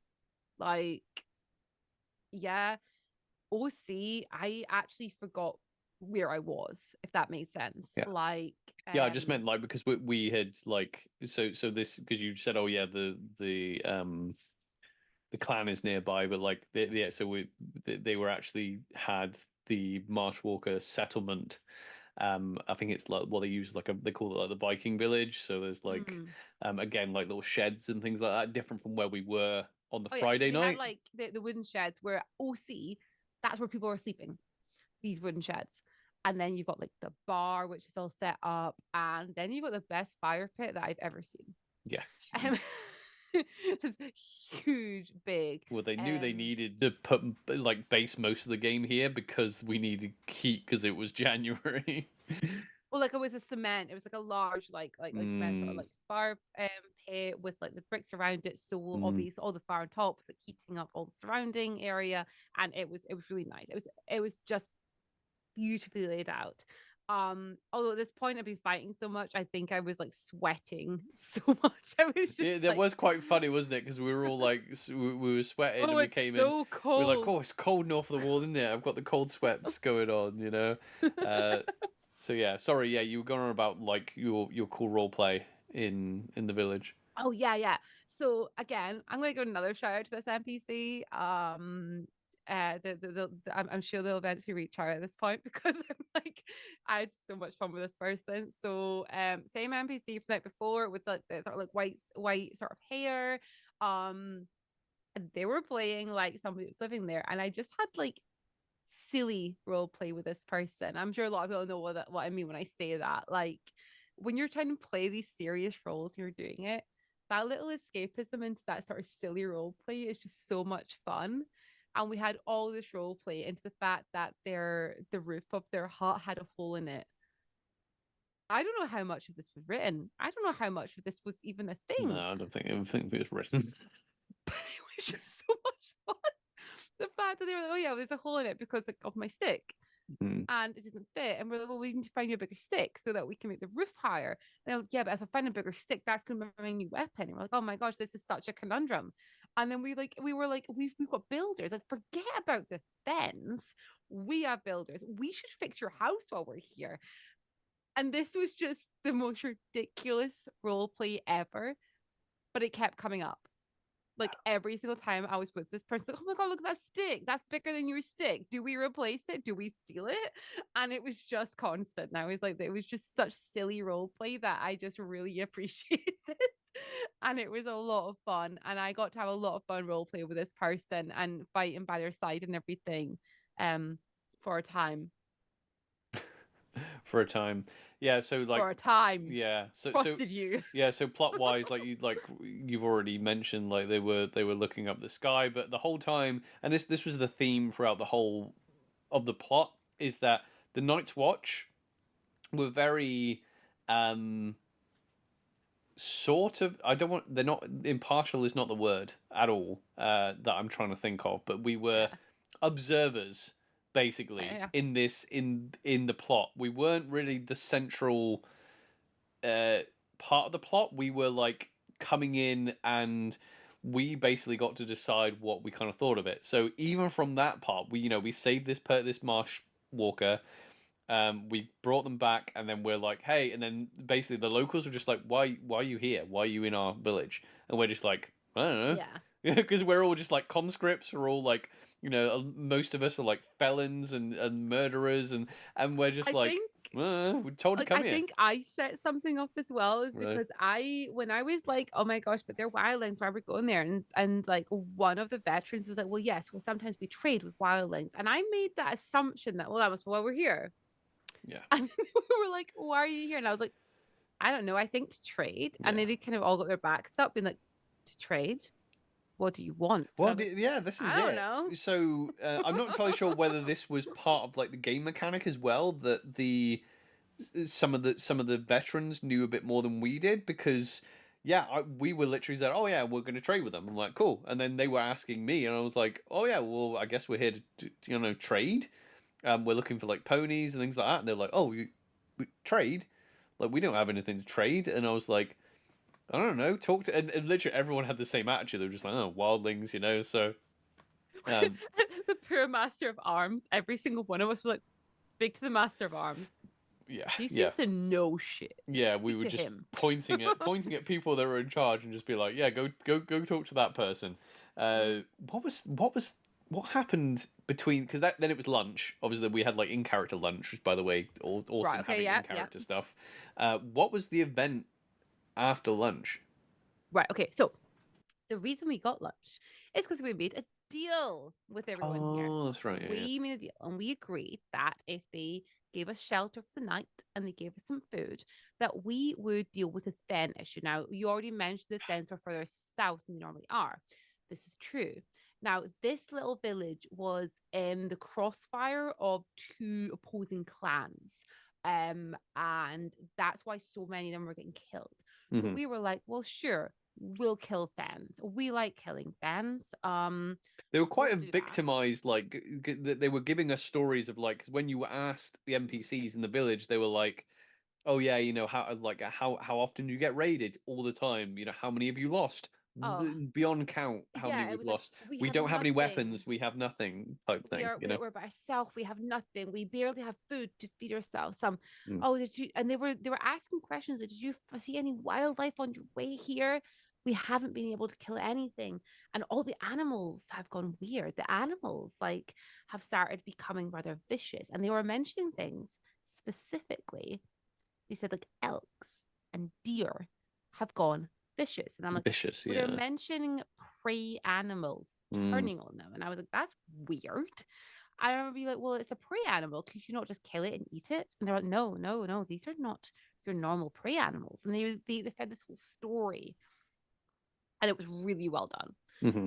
So yeah, we stayed. They gave us a potato, therefore we were ready to kill anything. That's right. Yeah, the potato. The potato was good. Yeah.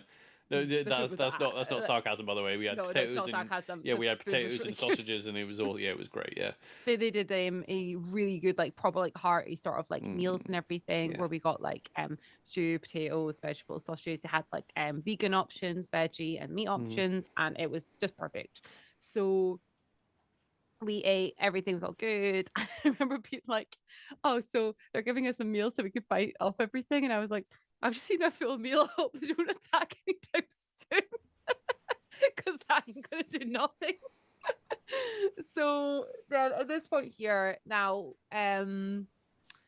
this van, we were ready to start like fighting off some of these fans. And now the first attack.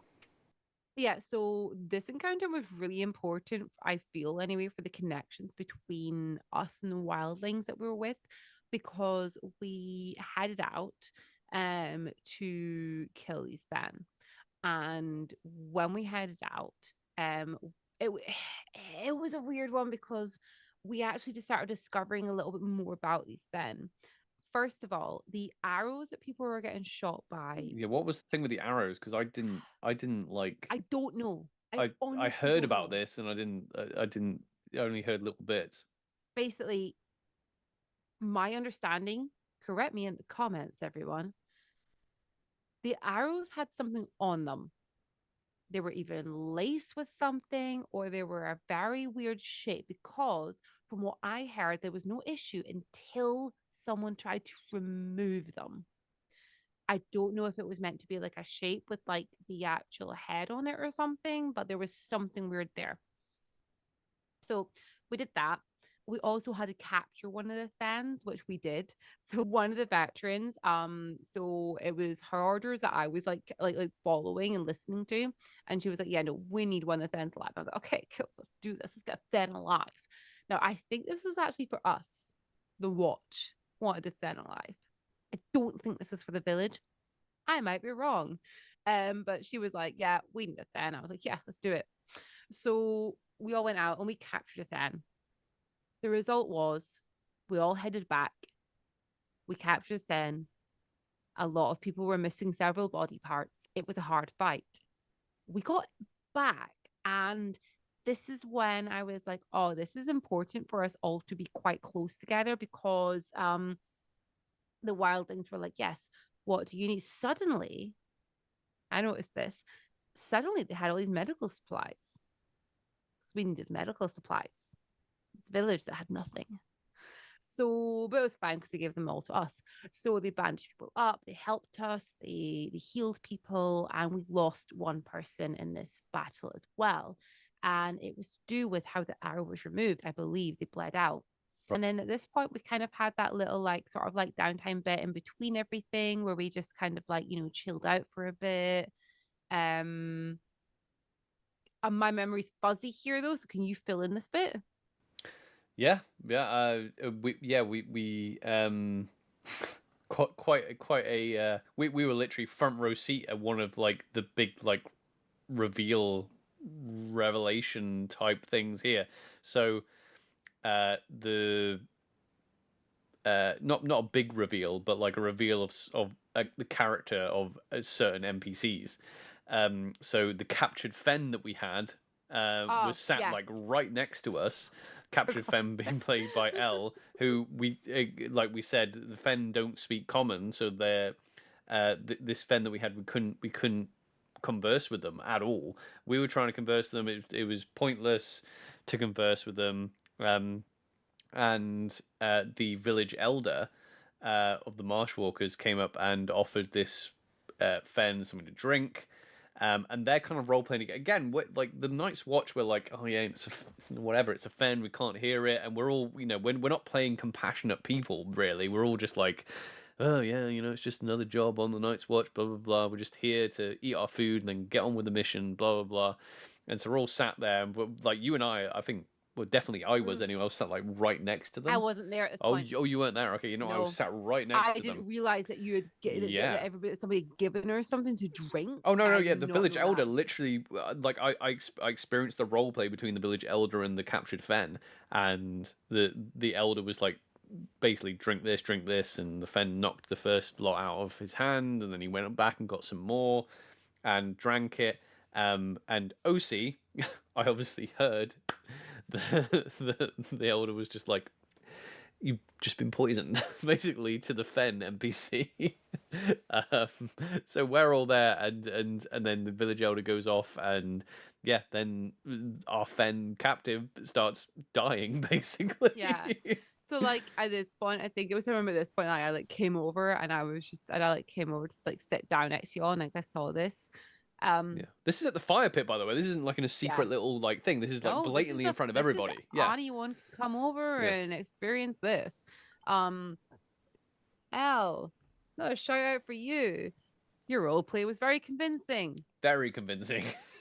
Too convincing, some would say. Uncomfortably. No, no, no. It wasn't uncomfortable. It was amazing. Yeah, No, don't tell me. honestly, like, because like we didn't know what the language was, and she was like obviously saying a lot of different things, and like Maz's character came over and was like, oh, I'm gonna try, I can translate. Oh, I want to marry you and have all your babies. And she was like role playing this whole thing and just like being really funny. Yeah, to be fair to you and Until Maz, yeah, like I knew that I knew, and obviously I witnessed the entire thing, and in character I knew that she was probably not doing too well at this point. I have no idea. Yeah. No idea. And Maz was like role playing this out. I didn't realize like she was almost like crying and like begging for help. And I was just like, oh, and it was weird. Maz's character was like, yeah, I know this is this is a bit disturbing now. I'm going to walk away. Yeah, yeah. So so yeah, sorry. Yeah, no, I was just gonna say, yeah, the prisoner ended up dying, and well, not quite dying, because well, they died. I'm pretty sure they died. Yeah, they didn't just die from the poisoning. So well, at no. this point, it was Morgan's character who was like holding Elle.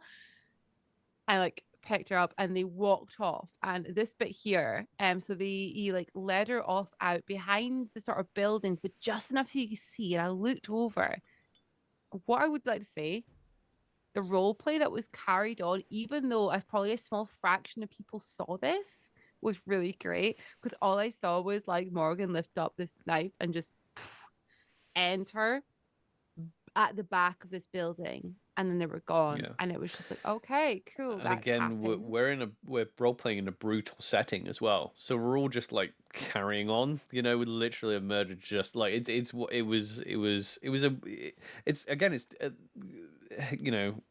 big up to the plot writers. It's difficult to write a plot for a group of people in this setting that really, it's difficult to hook them. It's difficult to hook them in. So yeah, then the Marshwalkers like took the body away, and there was a lot of people like, because especially the conscripts. Some of us were like, because I know I was to the veterans. I'm like, hey, do we care that, like, literally? So in character, I was like, well, I literally just. Oh well, one of the stewards went, oh yeah, no, she's definitely been poisoned. So we knew we like, and I literally in character saw the village elder give this stuff to the Fen. The Fen then literally died of poisoning, and I'm like, and I was like going up to some of the veterans of the builders, and I'm like, do we care this just happened? They're like, Yeah, wildling problems in it. That was literally the thing. And but this is when things started to amp up a little bit. I mean, game wise, there was quite a bit of like dead time. It like in the moment, I felt like there was a lot of dead time. Looking back on it, there was a lot of encounters. I think we probably needed the Yeah. rest. So like those sort of like rest times in between it. So like, okay, OC, we were right next to the car park. Yeah, I didn't realize this. We were right next to the car park. We were like maybe like less than we're like a 40-second walk from the toilets and the crew yeah, tent and the cars and stuff like that.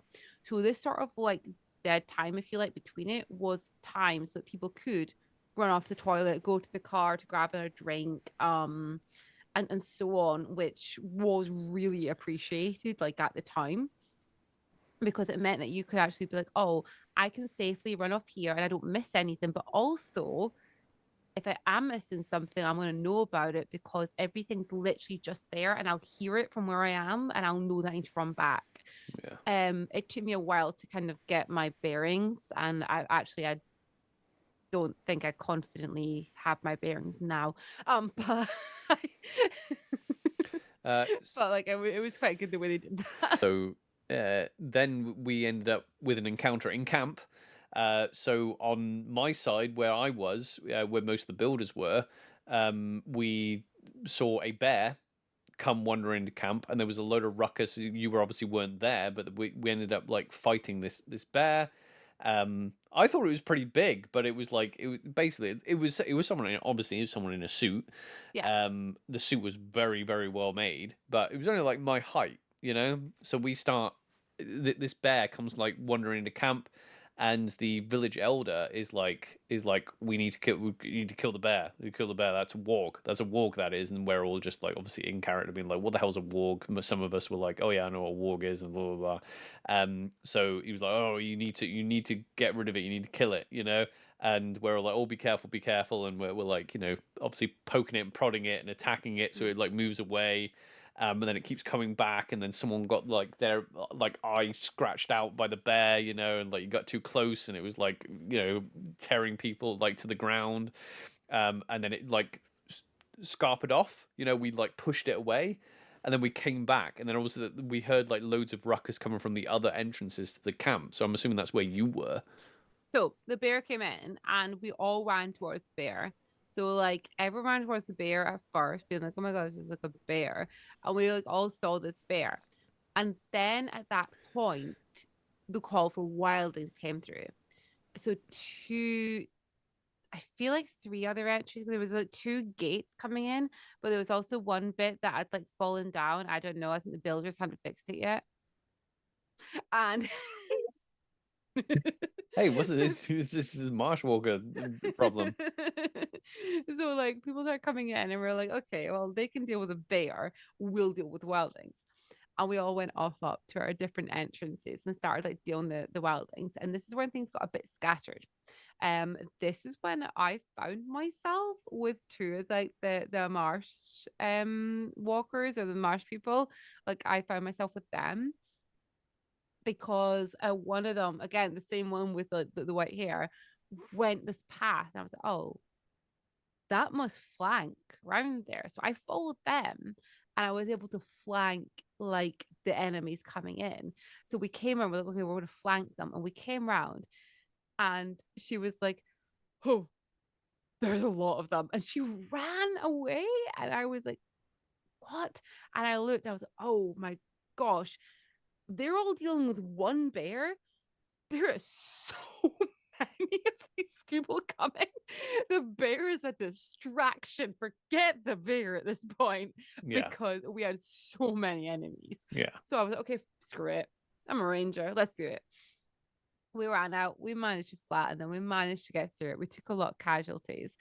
And then we kind of came back at the end of it. And this is when all the stuff about, like you said, the bear and like wargs and things like that all kind of came into it and stuff. And we started to like learn all about this part of Yeah, it. yeah, and so the same kind of little group that chased off the bear, so we were like, yeah, should we do something about this bear? And we basically followed the path that the bear went.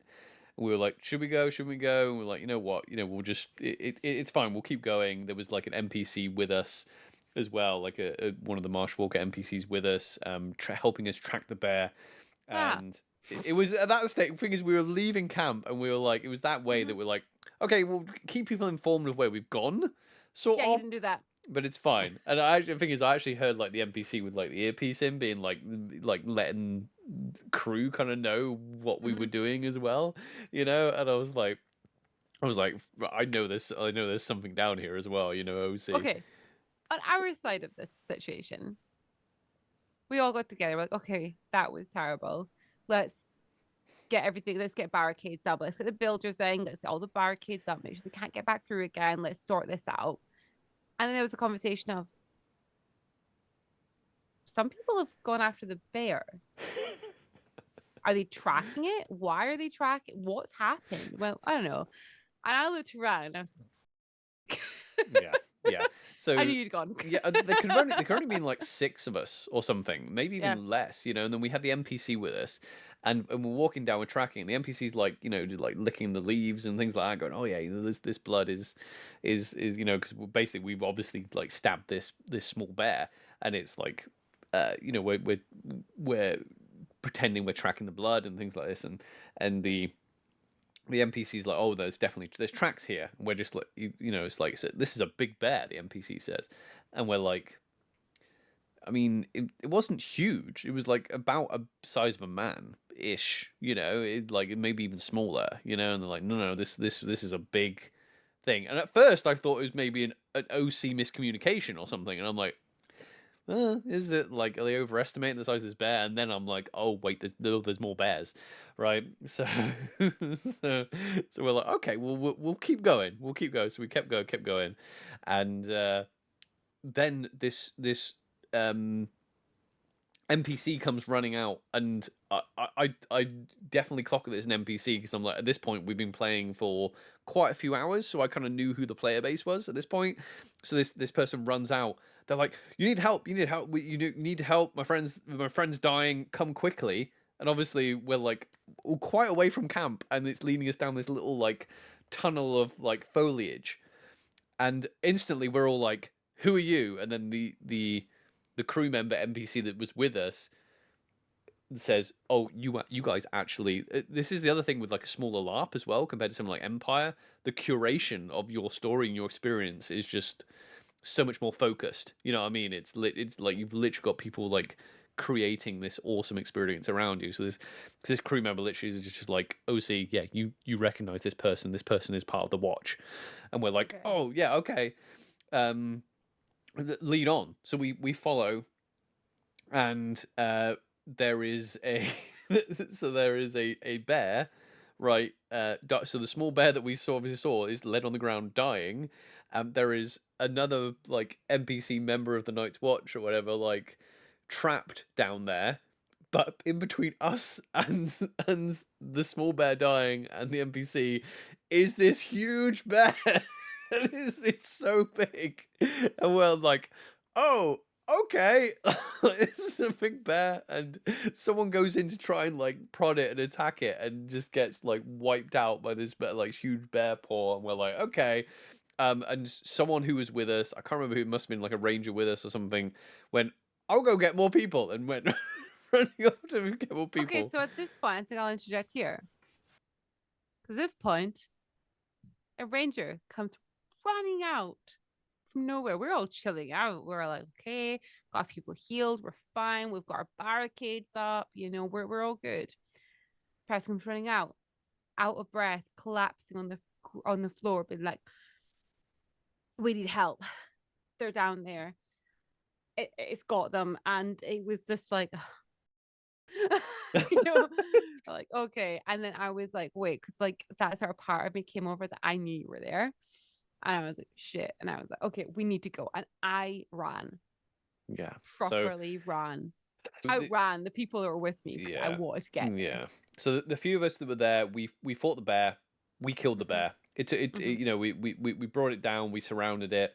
A couple of people were kind of like I think there were people trickling in maybe from the camp as well. A few curious watch members had eventually followed. So I feel like it was like 6 of us maybe, or 7, 8 of us maybe on this one bear, and we brought it down, right?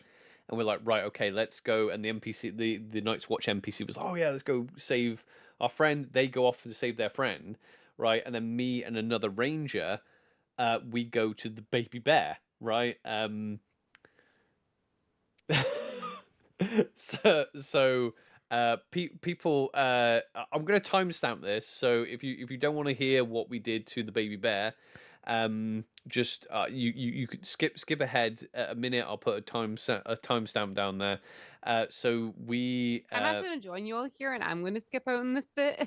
yeah. And Oliver, you can wave me when this is Yeah, done. I will wave you when it's over. So Okay. we go up to this baby bear, and it's dying, and the ranger that I'm with, I'm just like it's dying. Let's put out its misery. And the ranger's like, maybe we could save it. And I'm like, I don't think we like. What are we gonna do? Like, it's a bear, you know. And I'm like, it's kind of dangerous. So I'm like, and I don't know who you were, LARPer, inside that bear suit.